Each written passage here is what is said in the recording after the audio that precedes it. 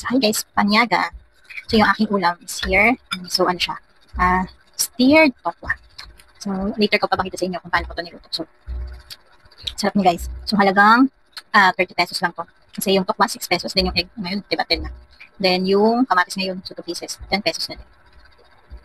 So, yung mga sibuyas down. Panilagyan siya ng sibuyas down. Then, kamatis, bawang. So, later ko i-post yung paano ko ito niluto. So, ang sarap niya guys. So, first time ko itong lutuin. First time ko itong iluto. Kasi madalas ako sa tokwa. Kasi yung prito-prito lang, then sausaw. So, first time ko ngayon. So, ito na siya lahat guys. So, since mag-isa lang naman ako, hanggang mamayang gabi ko pa yung natira. So, initin ko na siya. So, let's try. So, na-try na. Tikman ko na yung kanyang sabaw. Then, ito namang tokwa. Sarap.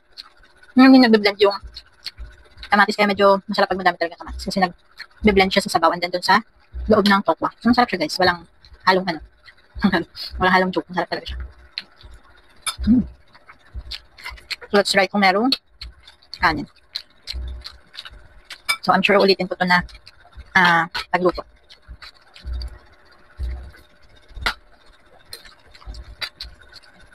Sarap. Then, in-order ko kasi kanina dalawang tokwa. So, since nung hiniwa ko yung isa, mukhang marami na siya. Then, nilagay ko na lang sa ref yung isa. Then, binabad ko siya sa tubig na nalagyan ng asin. So, yan yung sa tokwa. So, dapat ganun yung gagawin niya. Yung tokwa. Babad sa tubig, tapos lagyan ng asin. So, ito din kanina, before ko siya slice, binabad ko din muna siya. So, guys, yung 30 pesos ko, aabot ko ng hapunan. Ibang food. Nilagyan ko ito ng dahon ng sibuyas. Hindi ako fan masyado ng dahon ng sibuyas pag yung pinatoppings.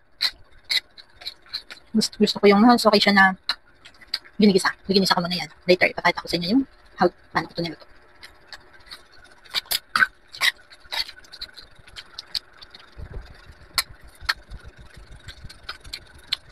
Sarap na. Nilagyan ko lang ito ng kunting tubig. Tapos, kunting toyo, then kunting ano ba yung isa? Ano bang tawag doon? Parang soy sauce. Ano ba tawag doon? Later, kapakita ko sa inyo. Hindi ko akala na perfect na. Sarap na.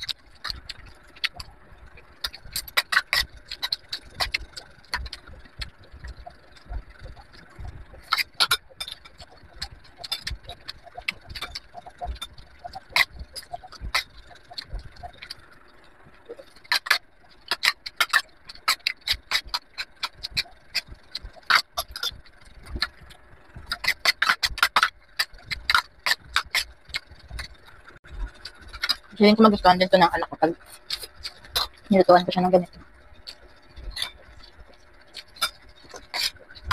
Di ba guys? Simple lang siya pero harap niya promise. Pero bago balas.